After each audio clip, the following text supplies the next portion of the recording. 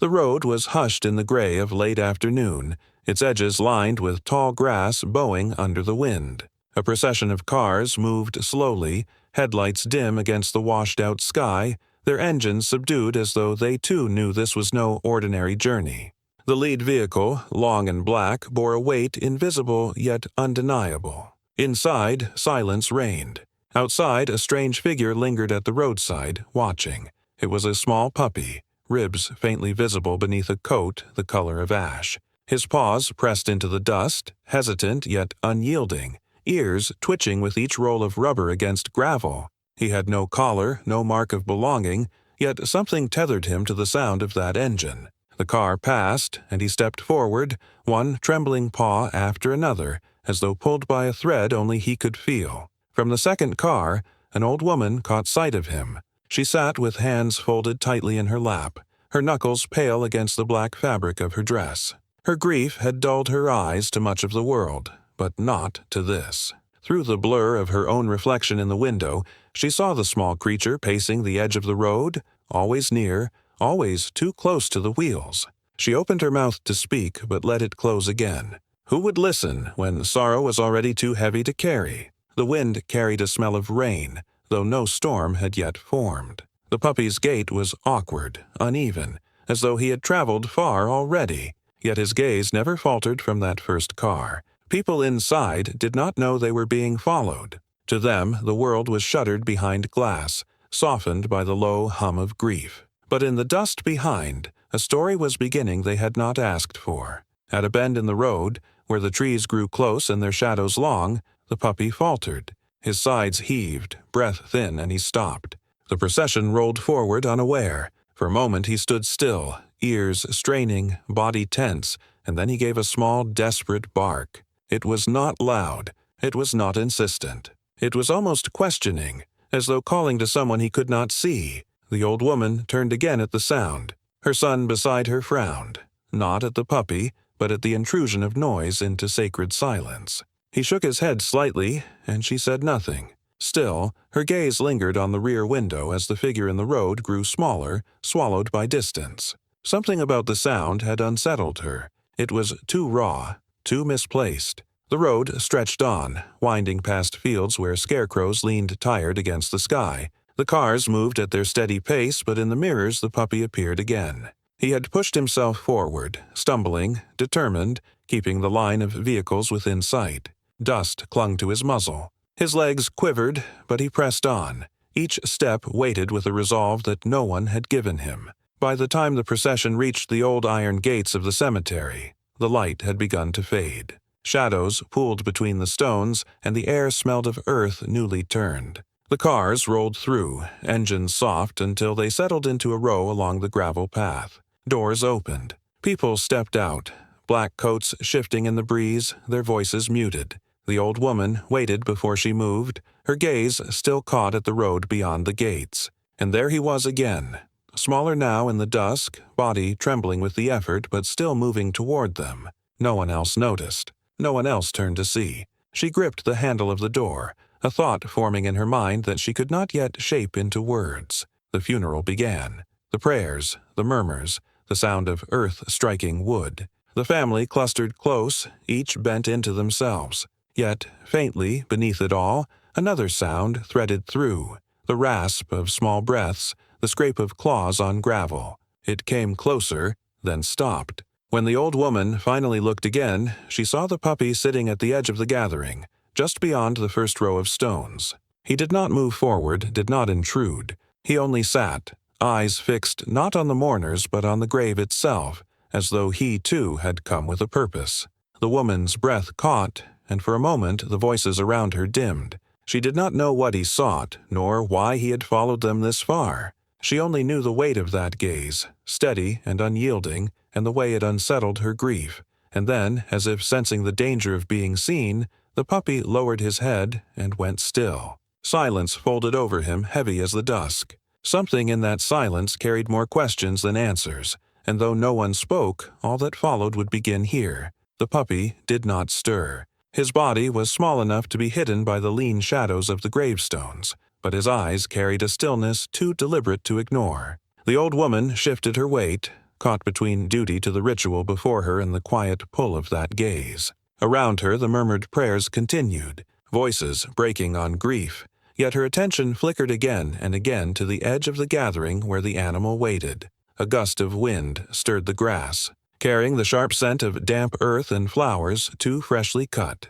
It brushed against her face, tugging loose strands of silver hair, and she thought of the man now lowered into the ground. Her husband had always said animals could sense things people refused to see. She had laughed then. She did not laugh now. The priest's voice deepened, the cadence of farewell rolling over the bowed heads. The family clung to each other and practiced silence, but the woman's fingers twitched with a restless unease. The puppy had not looked away once. His small chest rose and fell in a rhythm that seemed to echo her own, strained and searching. She wondered if anyone else could feel it, that uncanny thread binding their mourning to this fragile creature. Then came the sound. A soft whimper, almost swallowed by the wind, barely a note of sorrow, yet it cracked the silence with an intimacy words could not hold. A nephew glanced over his shoulder, frowning, but he saw nothing in the dusk. The woman's eyes, sharper, caught the movement, the puppy lowering himself to the ground, paws tucked beneath him, head bowed toward the grave as though mimicking the living gathered there. Her heart clenched with something she could not name. She wanted to move toward him, to gather him up before the others noticed, before they pushed him away. But she remained still, pinned by her own restraint. Grief has rules, and so does family. She could not be the one to break either. The prayers ended, leaving behind a hollow quiet. Mourners shuffled, coats brushing, shoes scuffing on gravel. The woman's son, tall and rigid in his grief, placed a hand beneath her arm to guide her forward. She obeyed, though her steps dragged. Behind them, a spade struck soil, sending the sound of earth cascading into darkness. The woman's chest tightened. The puppy did not flinch. As the family began to return to their cars, the first droplets of rain spotted the dust, darkening it in small, silent bursts. The puppy rose then, unsteady but purposeful, and took a step closer. His paws sank into the softened ground. For a moment he was no longer hidden, just a frail figure at the edge of loss. The woman's son saw him at last. His jaw hardened, eyes narrowing with the impatience of a man unwilling to tolerate intrusion. "A stray," he muttered under his breath, voice clipped. He moved as though to chase the creature off, but his mother's hand tightened suddenly around his sleeve. He paused, surprised by the strength of her grip. Her eyes did not leave the puppy, and something in her silence made him hesitate. The drizzle thickened into a gentle rain, wrapping the cemetery in a veil of sound. The mourners quickened their steps, heads bent, but the old woman lingered. Her hand slipped from her son's arm, and she turned once more toward the grave. The puppy had not retreated. He sat, soaked now, the droplets flattening his fur, his gaze still fixed unwaveringly on the mound of earth that was no longer just a grave, but a barrier between two worlds. For a breathless moment, she wondered if the others would see what she saw, the dignity of the animal's vigil, the uncanny weight of his presence. But no one looked. No one wanted to. Grief is narrow. It leaves no room for strays. And yet, as the rain thickened and the family moved on, the woman felt the certainty settle deep within her. The puppy was not here by chance. He had chosen this place, this moment, and perhaps even this man. She closed her umbrella slowly, letting the rain soak her hair and face. When her son turned back, impatient, he found her rooted where she stood, eyes locked on the animal that had once again lowered his head. The last shovel of earth struck the grave, a dull sound muffled by rain. The puppy flinched this time, his body tensing as if that final sound carried something too heavy for his small frame. His whimper rose again, sharper now, carried by the wind. The woman's breath caught. She had heard that sound before, but not from an animal. The puppy did not stir. His head remained bowed, ears folded against the murmur of voices as if he understood that silence was demanded here. The mourners, absorbed in their own grief, paid him no attention, yet the old woman's eyes kept drifting toward the edge of the stones where he sat. His stillness troubled her, not because it was disruptive, but because it seemed too deliberate, too knowing, as though he carried his own burden into this place of endings. A gust of wind swept through the cemetery, rustling the wreaths and bending the long grass beyond the walls. The smell of damp earth rose, mingling with the raw bite of freshly turned soil. The puppy flinched at the sound of the shovels, the scrape of iron against stone, but did not retreat. His chest rose unevenly, his breaths shallow, as though he was fighting against a weakness that had claimed him long before this day. The old woman's son noticed her distraction. His hand tightened gently on her elbow, urging her to step closer to the grave. She obeyed, but her gaze wavered, drawn back over her shoulder to the small figure at the edge. For reasons she could not explain, his presence felt less accidental and more like an unanswered question. She wondered if anyone else saw what she did, the way his eyes never left the wooden box lowered into the ground, as though it contained something that belonged to him as much as to them. The prayers ended. People shifted, murmured, touched one another's hands with fragile consolation. Yet, beneath those gestures lingered the sound of the puppy's breathing, ragged and uneven, audible only to those who listened closely. The old woman heard it. She could not shake the sense that the sound was not one of hunger or fear, but of endurance, that this fragile creature had forced himself this far for a reason that none of them yet understood. When the last handful of earth was cast and silence fell again, the puppy finally moved. Slowly, carefully, he rose and limped forward, no longer hiding himself in the shadows. His steps were small, halting, each one a test against exhaustion. The mourners parted unconsciously, eyes following him now, though none spoke. He crossed the gravel path with the solemnity of someone carrying out a duty, until he reached the fresh mound of soil. There, he lowered himself into the dirt, curling against the grave as though the earth itself was familiar to him. Gasps rippled through the gathering, faint and unsettled. Someone whispered that it was a bad omen. Another muttered to chase him away, but no one moved. Perhaps it was the look in his eyes, half-closed, filled not with mischief or intrusion, but with something far more difficult to name. The old woman's throat tightened. She thought of her brother lying beneath the soil, a man who had lived quietly, never seeking much from the world. He had no family of his own, no children to carry his name, only this gathering of distant relatives bound more by blood than by intimacy. And now here was this fragile animal, clinging to the grave as though to something lost and irreplaceable. The woman felt for the first time that day the sharp edge of a mystery cutting into her grief.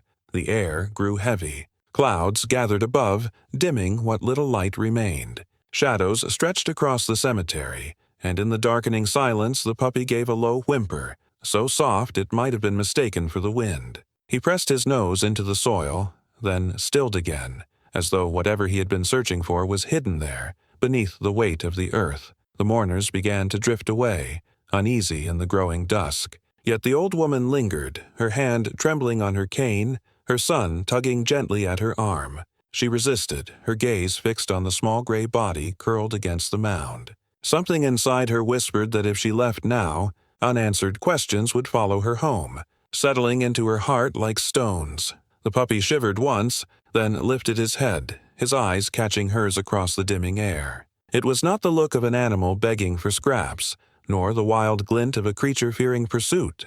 It was quieter, heavier, like recognition or remembrance. The woman's breath caught. Her son spoke her name, impatient now, but she barely heard him. The puppy's gaze held her there, and in it she felt something shift, a faint tremor of understanding that unsettled everything she thought she knew about grief, about belonging, about the strange ways love might carry beyond the grave. And then the wind rose suddenly, scattering leaves across the stones, and with it came a distant sound, the crunch of footsteps on gravel, approaching from the far side of the cemetery. The old woman turned sharply, heart quickening as the puppy's ears pricked up. Whoever it was, whatever it meant, the moment would not remain silent for long. The puppy lowered his head and went still, silence folding over him like dusk itself. For a long moment no one moved, the air heavy with words spoken and unspoken. The old woman kept her eyes on him, though the rest of the mourners drifted away, stepping carefully between headstones, murmuring their condolences, their faces already turning back toward the world beyond the gates. The ground was damp where the grave had been filled, its soil darker than the earth around it. The smell of it clung to the air, earthy, raw, final. The puppy shifted slightly, pressing his chest closer to the ground as though trying to merge with the very soil. He did not whimper. He did not look at the people. His gaze was fixed on the grave, and something in the steadiness of that stare unsettled the old woman's grief. She found herself wondering, not for the first time, if this animal knew something she did not. The sky had begun to darken in earnest now. The wind, earlier so restless, had softened, carrying only the faint rattle of leaves across the iron fence. Most of the family had returned to their cars, the soft slam of doors echoing through the stillness. Yet the old woman lingered, her son at her side, impatient. He touched her arm, urging her toward the car. She pulled away gently, her eyes never leaving the puppy. "Leave it," her son said quietly. His voice was clipped, the voice of a man who could not bear one more complication.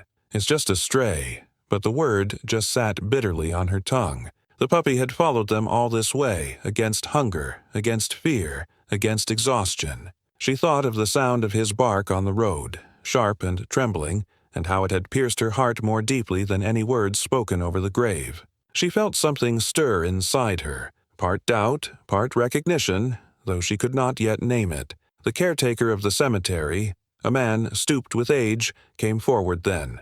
His boots pressed into the gravel with the weight of years, his lantern flickering against the encroaching night. He noticed the animal, too.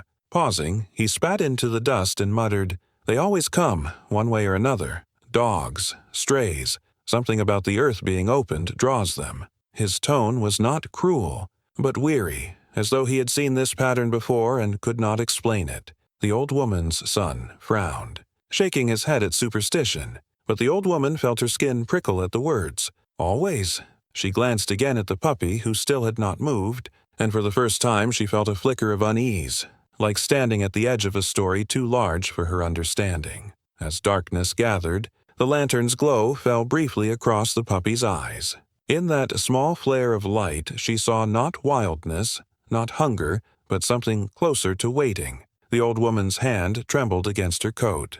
She wanted to step forward, to test the distance, to see if he would let her close. But her son tugged her back toward the car, firm this time, his jaw set. The family began their departure, engines rumbling once more, headlights cutting narrow paths through the cemetery gates. The old woman slid reluctantly into her seat, still craning her neck for one last glimpse. Through the glass, she caught sight of the puppy rising slowly onto unsteady legs, his body outlined against the stones. He did not follow, not yet. He stood still, his head tilted slightly, listening to the retreating engines as though weighing something only he could hear. The car pulled away, gravel crunching under tires, the world beyond the gates opening again. But in the silence that followed, just before the road curved and the view was lost, the old woman thought she heard it, a single low sound, not quite a bark, not quite a cry. It clung to her even as the cemetery vanished from sight, and she could not tell if it came from the puppy, or from some deeper place within herself. What she did not see, but the caretaker did. Standing by his lantern, was the puppy take 3 deliberate steps closer to the grave, circling once before settling at its edge. His small body curled against the soil, as if this was where he belonged, and with the patience of the earth itself, he waited. The puppy's body curled against the fresh soil, his ribs rising and falling with shallow breaths.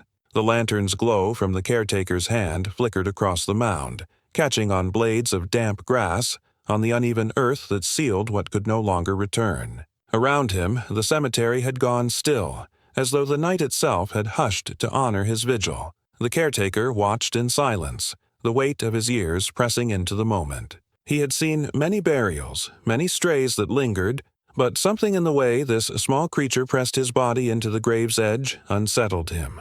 It was not scavenging, nor aimless loitering. It was something closer to devotion.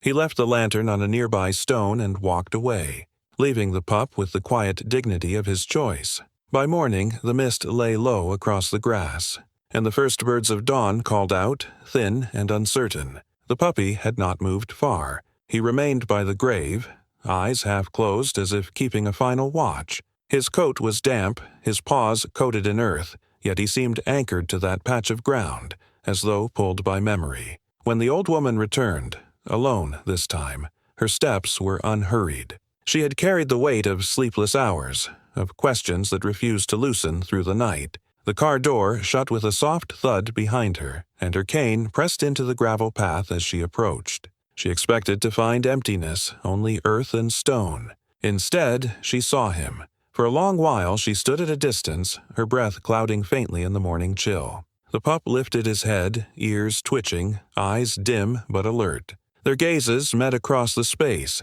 and in that silent exchange she felt what words could not give her. He had chosen this place not by accident, not by hunger, but by something older and quieter, a thread tying him to the one who lay beneath. She knelt slowly, knees protesting, the cane slipping to the side. The puppy did not retreat. He only lowered his head again, a soft sigh slipping from his chest as if granting her permission to share the vigil. She reached out, her fingers brushing the rough fur, and felt the tremor in his small frame. A life worn by abandonment, now bound to grief not his own. Yet here he was.